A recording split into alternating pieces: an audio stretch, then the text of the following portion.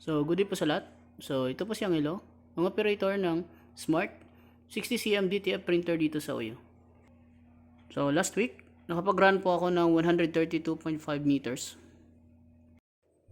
So, nandito po yung head area ng Smart 60cm DTF printer dito sa Oyo. So, dito po yung waste tank ko po. So, kakadispose ko lang po kahapon. So, nandito naman po yung AVR. So, saka nandito po yung ground. So, yung ink level ko naman po ay tama lang. So, after natin ma-on yung printer, so magi-cleaning po tayo. So, yung gamit ko po na mode sa cleaning ay normal.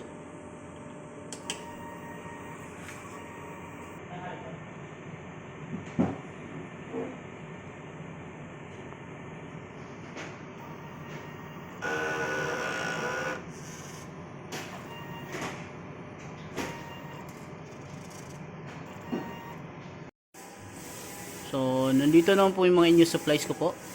So, para po sa Ink Giant, saka sa Brilliant po. So, as of today, updated po yung inventory. So, dako naman tayo sa mga na-consume. So, last week, nag-consume po ako ng 2 bote ng white ink, isang pack ng white powder, at isang 60cm DTF film.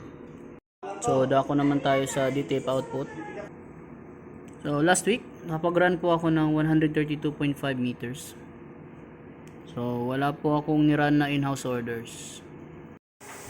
So, nandito naman po yung weekly DTF checklist ko po para sa Smart. So, updated naman po siya.